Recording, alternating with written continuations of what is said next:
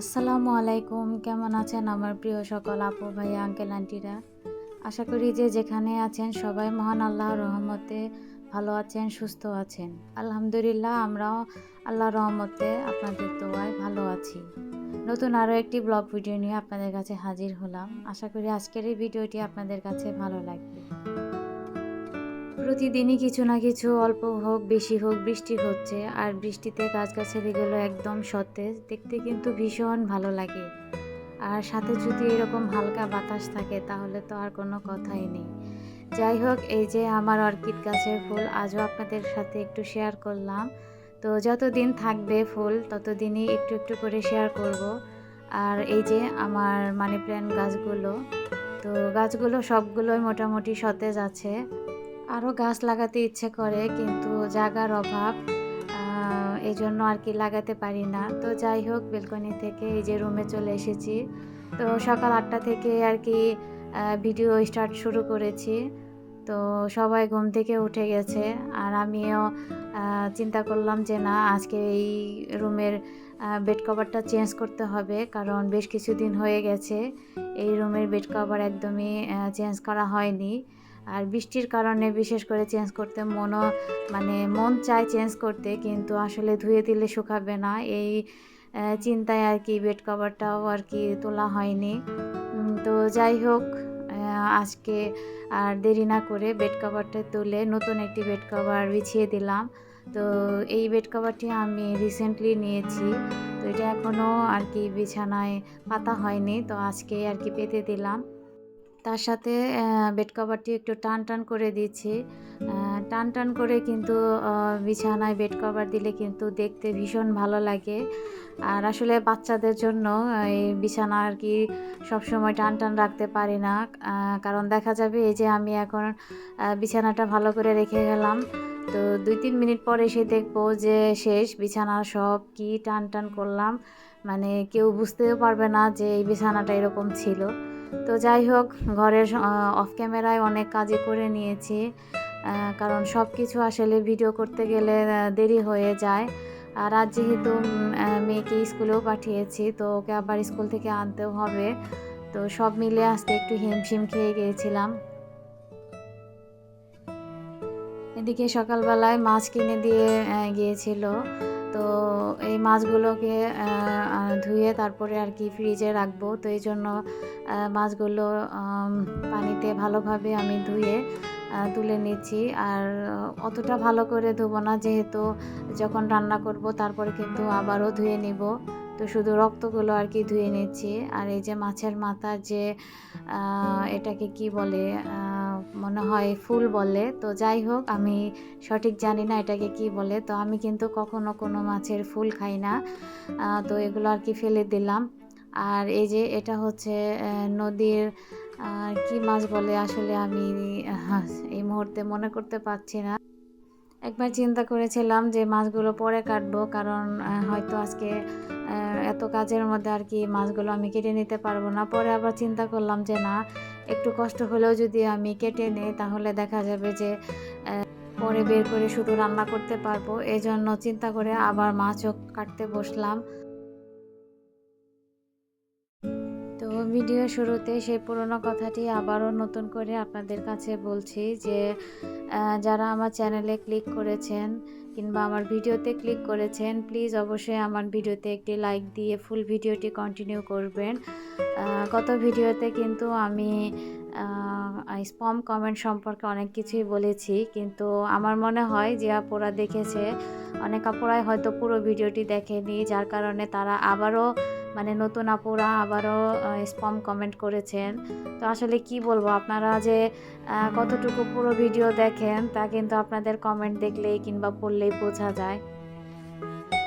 আর আমি যে সকল আপুদের ভিডিও ভিজিট করি কিংবা ভিডিও দেখি, আপনারা 100% গ্যারান্টি থাকতে পারেন আমার কথা এবং কাজে 100% মিল আছে, কারণ আমি একজন ইউটিউবার হয়ে আমি কিন্তু ভিডিওর কষ্টের মূল্যটা বুঝি।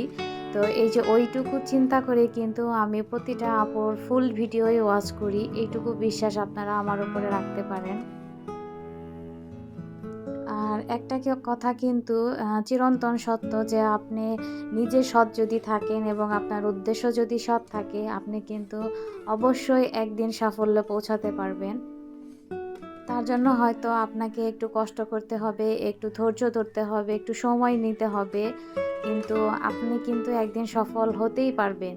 এইটুকু বিশ্বাস করে যদি আপনি কাজ করে যান এবং মন প্রাণ দিয়ে কাজে লেগে থাকেন, তাহলে কিন্তু কেউই আপনাকে আটকাতে পারবে না। আমার প্রিয় অনেক আপু আছে যারা প্রতিনিয়ত আপনাদেরকে এই কথাগুলোই বোঝানোর চেষ্টা করে এবং লিখে দেয়, মানে যেভাবে পারছে আপনাদেরকে বলার মানে সহযোগিতা করছে। কিন্তু নতুন নতুন আপুরা কেন জানি বুঝতেই চাচ্ছে না এই কথাগুলো। আসলে আপনারা যে স্প্যাম কমেন্ট করেন তাতে কিন্তু আপনারও চ্যানেলে ক্ষতি হবে, আর যাকে করছেন তার চ্যানেলেও ক্ষতি হবে। এটা আপনাদের বুঝতে হবে। তো যাই হোক, অনেক কথাই বলে ফেললাম। তো ভিডিও রিলেটিভ কথা কিন্তু মাঝখানে স্কিপ হয়ে গেল। তো যাই হোক, আমি মাছগুলোকে ভালোভাবে ধুয়ে এখন বক্সে করে রেখে দেব। তো বক্সে করে রেখে দিলে কিন্তু ফ্রিজটাও ক্লিন থাকে, এতে করে কিন্তু অনেকটাই সুবিধা হয়। তো আমি আজকে মাছের মাথাটা দিয়ে টক রান্না করব, মানে আমড়ার টক যেটা, ওইটা রান্না করব। আর এই মাছগুলো দিয়ে আর কি ধুন্দুল রান্না করব। তো এই জন্য চিন্তা করলাম যে তাজা মাছ দিয়ে রান্না করলে কিন্তু খেতেও ভালো লাগবে। এই জন্য এই কিছু মাছ রেখে আর বাকি মাছগুলো আমি ডিপ ফ্রিজে এভাবে বক্সে করে রেখে দিচ্ছি।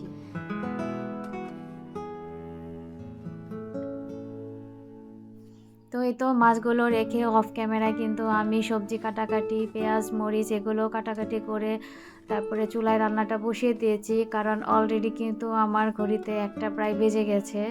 তো 2টার মধ্যে আর কি কাজ কমপ্লিট করতে হবে, তাছাড়া আমি কিন্তু আসলে মেয়েকে আনতে যেতে পারবো না। তো যাই হোক, আমি সাথে কিন্তু 2টো রুই মাছের পিস দিয়েছিলাম। তো রুই মাছের পিসগুলো দিয়েছি ছোট বাচ্চার জন্য, কারণ হয়তো ওই পাবদা মাছ যেগুলো, মানে দেখে মনে হয় পাবদা মাছ, তো এই মাছগুলোতে দেখা যায় অনেক সময় কাঁটা থাকে ছোট ছোট, তো 2-1টা থাকতে পারে, ওই রিস্ক না নিয়ে। তো এই জন্য ছোটো বাচ্চার জন্য আর কি বড় বড় 2টা রুই মাছের পিস দিয়েছি যাতে ও খেতে পারে। আর এই যে আমি টক রান্না করছি, এটা হচ্ছে আমড়ার টক। তো 2টো আমড়া দিয়েছি, বেশি দেইনি, কারণ কেমন হবে জানি না, এই প্রথম আজকে আমি রান্না করছি। তো সাথে একটা আলু দিয়েছি, তো আলু দিলে ভালো লাগবে।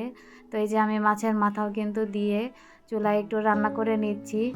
আর এই যে এদিক থেকে আমার ধুন্দুলের তরকারি কিন্তু হয়ে গেছে। তো 2টো তরকারি কিন্তু ভীষণ ভালো হয়েছিল, খুবই মজা লেগেছিল। আর এই প্রথম যেহেতু আমি টক রান্না করেছি, তো টকটাও কিন্তু ভীষণই ভালো হয়েছে, আর আমার হাজবেন্ড কিন্তু অনেক পছন্দ করেছিল। তো এরই মাঝে আমার কাজের খালা এসে আমাকে কাপড় চোপড় ধুয়ে দিয়ে গেছে এবং ঘরটাও মুছে দিয়ে গেছে। তো ওগুলোকে আমি এখন একটু শুকাতে দিয়ে দিচ্ছি, কারণ খালা যেহেতু কাপড়গুলো শুকা দেয় না, আমি ওনাকে বলি সবসময় যে বারান্দায় বালতিটা রেখে চলে আসেন আর আমি শুকাতে দিয়ে দিব, কারণ উনি তো ওই যে আমার গাছগাছালিগুলো মেরে ফেলবে। তো এই তো এখন আমি এক এক করে সবগুলো কাপড় শুকাতে দিয়ে দিচ্ছি। তো প্রতিদিনই বৃষ্টির কারণে দেখা যায় কাপড় শুকাতে কিন্তু 2-3 দিন সময় লেগে যায়। তো লাগুক, তাতেও কিছু করার নেই, কারণ কাপড় কিন্তু অনেক জমা হয়ে যায়।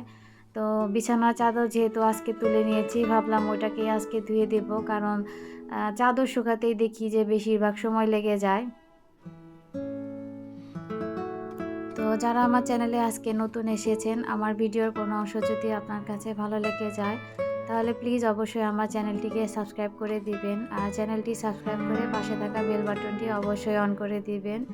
এতে করে আমি যখন কোনো নতুন ভিডিও দিব আপনার কাছে চলে যাবে, আর আপনি আপনার সময় মতো দেখে নিতে পারবেন। আর যারা এই কাজটি করে অলরেডি আমার পাশে আছেন, তাদেরকে মন থেকে অনেক দোয়া এবং অনেক ভালোবাসা। তো আমি কিন্তু একদম ভিডিও শেষ পর্যায়ে চলে এসেছি। তো ফিরে আসবো আগামীতে নতুন কোনো ব্লগ ভিডিও নিয়ে। সে পর্যন্ত আপনারা অনেক বেশি ভালো থাকবেন, সুস্থ থাকবেন, নিরাপদে থাকবেন। আল্লাহ হাফেজ।